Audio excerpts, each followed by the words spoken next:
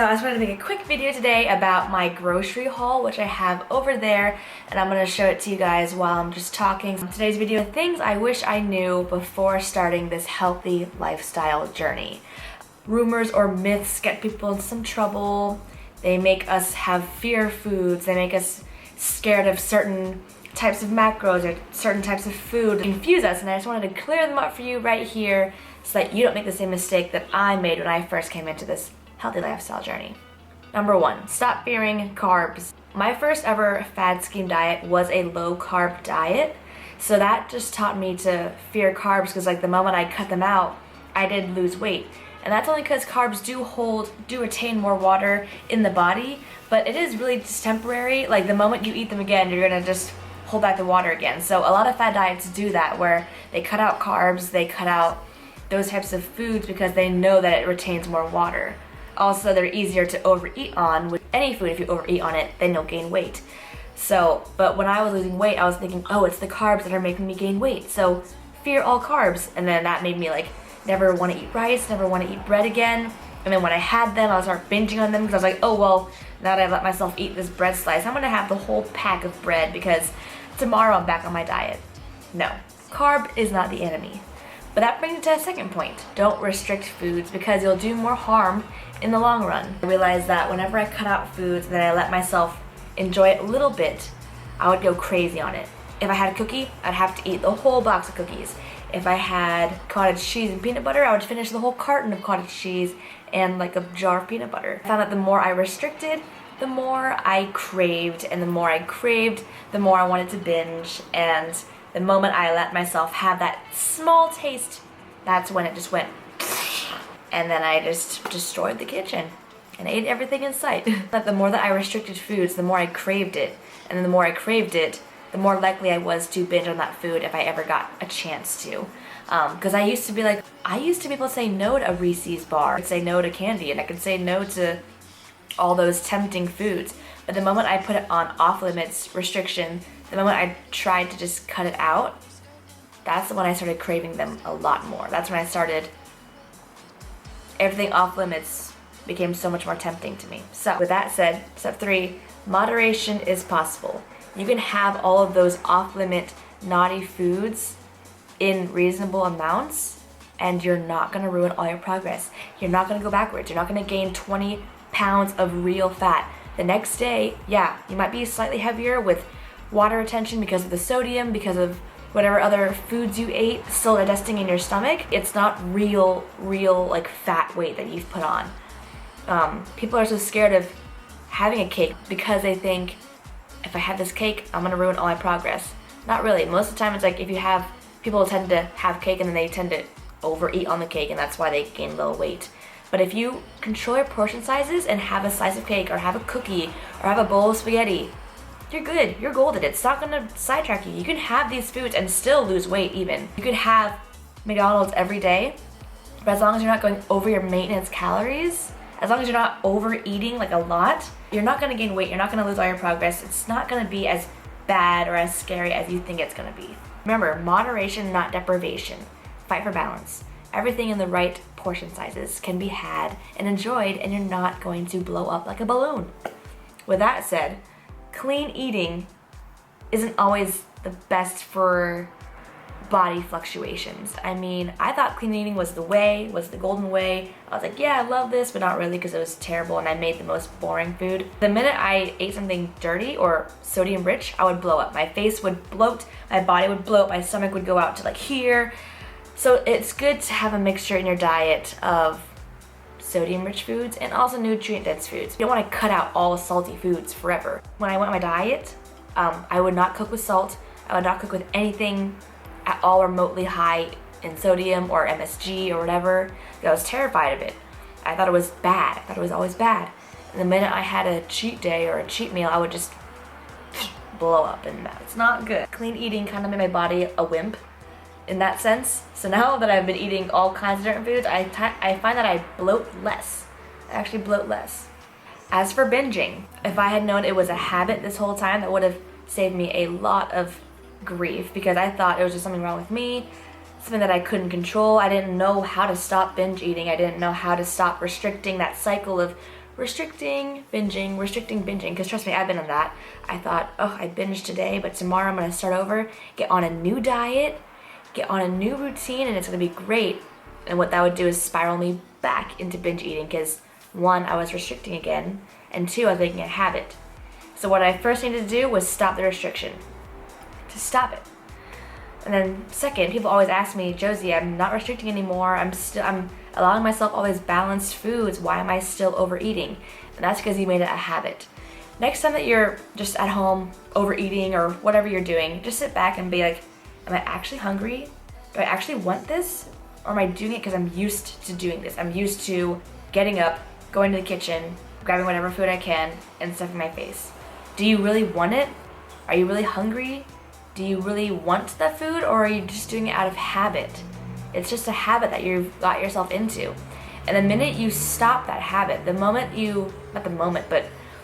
next few times you find yourself in a situation where you find yourself about to go to the kitchen, or you find yourself with those triggers that come before you know that you're gonna start binging, do something else. Pick up a book, pick up a hobby, change the action of binging or overeating into a different action. Do something else that'll take up your time. Break that neural pathway in your mind that's used to, I'm bored, or I'm sad, or I'm lonely, or whatever. I'm gonna go eat the whole kitchen. To, I'm bored, I'm sad, I'm lonely, I'm gonna read a book, or I'm gonna go play guitar, or I'm gonna go hang out with friends, or I'm gonna go shopping. Replace the habit with something else. That was a big eureka moment for me. Like, oh, I don't even want to binge. I'm just doing it because it's a habit. Oh, there's this giant knot in my hair. Gosh darn it. What else? Okay, another point, although I do say moderation, not deprivation, don't forget your nutrient-dense foods as well. Like, just because I say you can, have all these foods that you want and whatever else, that's not to say that you can't that you should stop eating your vegetables, that you should stop eating nutrient-dense foods, that you should stop working out. It's all about balance. You want both. You want your broccoli and your cookies too. Don't neglect micronutrients either. You just want a balance of everything. I learned that weight gain will come with recovery. The majority of people's goals is to lose weight, or to get lean, or to look like their favorite Fitspo model, or blah, blah, blah, blah, blah. First off, the easiest way to disappoint yourself is to compare yourself to somebody else. Stop doing it. Don't do it. You're perfect in your own way. You work on yourself. Don't be a second-rate version of someone else that you strive to be. Be a first-rate version of yourself. Just saying. So stop comparing. But anyways, everyone's goal is to lose weight, right? And that's what you got. That's what got you into this mess in the first place, maybe. Like, you wanted to lose weight, you want a fad diet, crash. Now you find yourself overeating, binging, whatever else you may be doing. And of course, what I'm saying doesn't resonate with my whole audience that's watching, but for those who it does, like, this is what got you into this cycle. It's a mental thing. It's all mental. And you have to just realize that weight gain's gonna come. Part about recovery is for you to stop trying to get to something that you're not right now. You have to forget being perfect. You should forget that I need to lose 10 pounds in 10 days. You need to forget all those little nitpicky physical things. You need to be okay with your body. You need to be okay with self-love.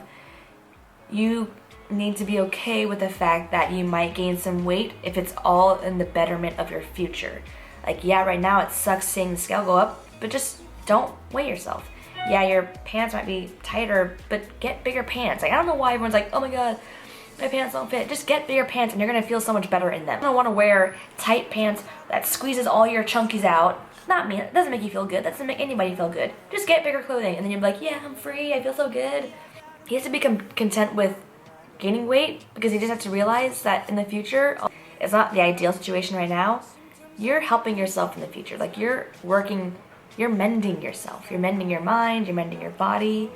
And even though you're gaining weight now, I'm just gonna let you know, once you work on yourself and once you get better at controlling your habits, controlling your food intake, controlling your exercise, you're gonna get to a healthy base weight that's healthy for you. Because no one's meant to be overweight. No one's meant to be underweight.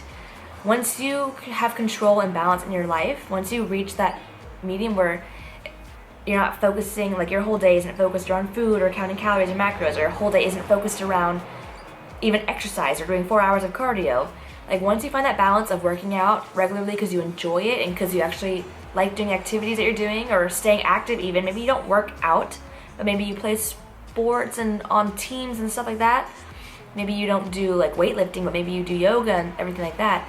as long as you're active, as long as you're feeding to fuel yourself and not overstuff yourself, your body will go to its natural based weight.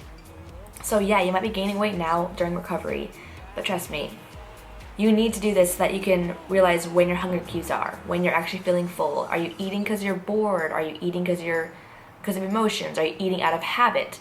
Once you fix all of these, once these things all become solved and fixed in yourself, you'll find that you are able to just eat a piece of pizza, but not the whole pizza. You find that you will be able to just work out because you enjoy it and not work out because you feel like you have to do it in order to lose XYZ pounds. And once you get in that rhythm, the consistency is gonna get you to a healthy base weight that's acceptable for your body type. Consistency over perfection. This is a very big one. You can try to be perfect 5 days out of the week with your clean eating, with your working out, but then sometimes it takes a toll on you and then you just wanna go crazy on the weekends. What happens? You kind of reverse your progress a little bit because you've gone so crazy on the weekend, but you're perfect in the week. To me, that's self-sabotage. You need to have consistency over perfection. So I would rather have a balanced lifestyle of pizza and broccoli and chicken and protein and bro meals and my Chipotle and my not so healthy meals mixed with happy hours and workouts 7 days a week, get to my goals slower but be able to maintain my results for the long term, than to be perfect on track 5 days of the week and then go crazy on 2 days of the week and flip-flop back and forth. It's more about consistency, sustainable consistency over the long term than short-term perfection and then going crazy. What can you do this week, next month, the next year, next 10 years? And that, my friends, like what you can do then, like the workouts you can stick with, the food you can keep eating, what you can do sustainably is better for the long term. Everyone always thinks about the results I want here and now, the results I want in a month. But no one thinks about keeping the results for like years to come down the road, and that's all about what you can maintain in the long term. With that said, food. Make your food enjoyable. I make my food so boring sometimes that I get so bored and then I do want to go out and order a whole pizza and eat it. I find that the more fun I make my foods, the more enjoyable it is. Yeah, maybe I'll add in barbecue sauce, oh my gosh, or maybe I'll add in fries or whatever. But the more flavorful I make it and the more delicious it is and the more not so boring and restricted it feels, the more likely I'm going to stick to it. So again, it's consistency, it's sustainable. I can eat those foods 7 days of the week instead of eating strict, clean foods in the weekdays and then go crazy on the weekends. That's all I can think about right now, but I'm sure if something else pops in my head, I'll make another video.